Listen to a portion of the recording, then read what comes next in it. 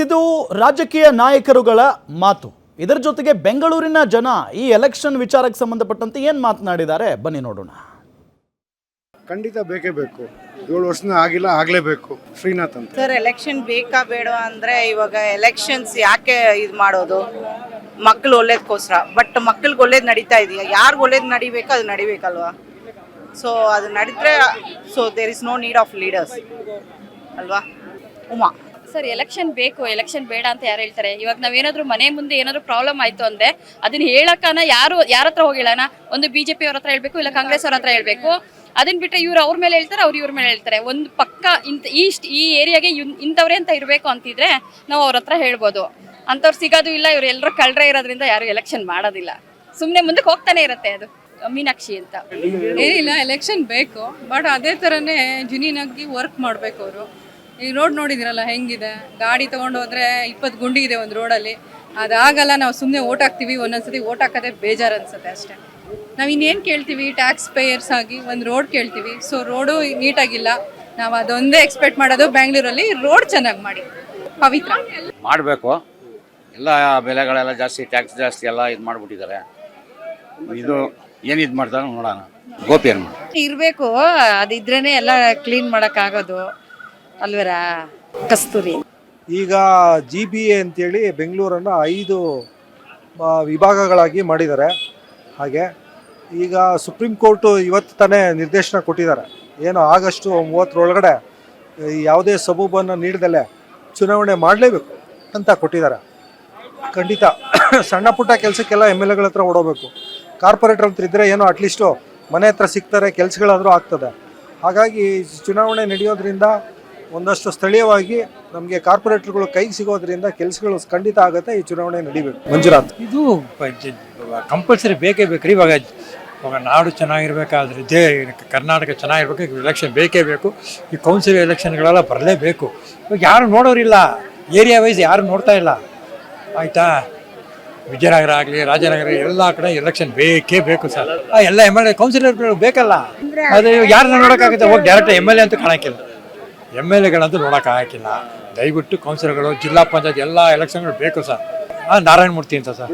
ತೊಂದರೆ ಅಂದ್ರೆ ಏರಿಯಾದಲ್ಲಿ ಕಾರ್ಪೊರೇಟ್ರೇ ಇಲ್ಲ. ಏರಿಯಾದಲ್ಲಿ ಕಾರ್ಪೊರೇಟರ್ ಇದ್ರೆ ತಾನೇ ಏನಾದ್ರು ಸಮಸ್ಯೆ ಇದ್ರೆ ಅವ್ರ ಹತ್ರ ಹೇಳ್ಬೋದು. ಒಂದು ನೀರು ಬಂದಿಲ್ಲ, ಯಾರು ಎಲ್ಲ ಹೆಂಗಸ್ರೆಲ್ಲ MLA ಹತ್ರ ಹೋಗೋಕ್ಕಾಗತ್ರ?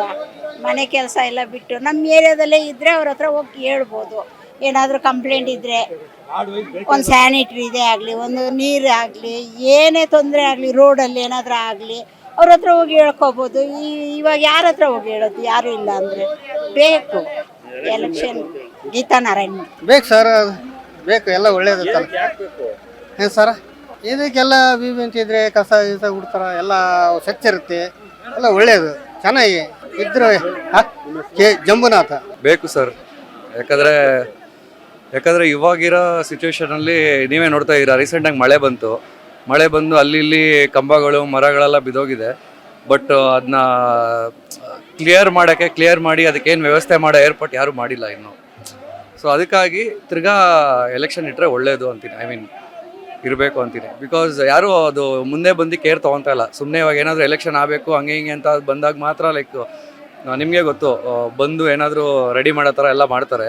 ಬಟ್ ನಾರ್ಮಲಾಗಿ ಸಿಚುವೇಶನ್ ಎಲೆಕ್ಷನ್ ಇಲ್ಲದೆ ಇರಬೇಕಾದ್ರೂ ನಾರ್ಮಲ್ ಕಾಮನ್ ಪೀಪಲ್ಗೆ ಏನೇನು ಪ್ರಾಬ್ಲಮ್ ಆಗಿದೆ ಅನ್ನೋದು ಅವ್ರು ಯಾರು ಬಂದು ಕೇರ್ ಮಾಡ್ತಾ ಇಲ್ಲ ಅನ್ನೋ ಥರ ಬರೋಕ್ಕೆ ನಿಗಲ್ಲ. BB ಎಲೆಕ್ಷನ್ ಬೇಕೇ ಬೇಕು. ಯಾಕಂದರೆ ಏರಿಯಾದಲ್ಲಿ ಏನಾದರೂ ಆಯಿತು ಅಂದರೆ ಅವ್ರನ್ನ ಹೋಗಿ ಕೇಳಬಹುದು. ಇವಾಗ ಎಲ್ಲೋಗಿ ಕೇಳೋಣ ನಾವು?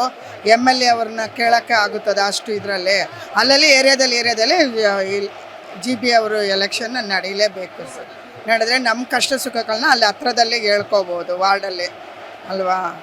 ನನ್ನ ಹೆಸರು S ಮಲರ್ ಅಂತ. ಖಂಡಿತ BBMP ಎಲೆಕ್ಷನ್ ಮಾಡಲೇಬೇಕು. GBA ಈಗ ಆಗಿದೆ, ಬೇಕೇ ಬೇಕು. ಸುಮಾರು ವರ್ಷಗಳಿಂದ ಯಾರು ರೆಪ್ರೆಸೆಂಟೇಟಿವ್ಸ್ ಇಲ್ಲ.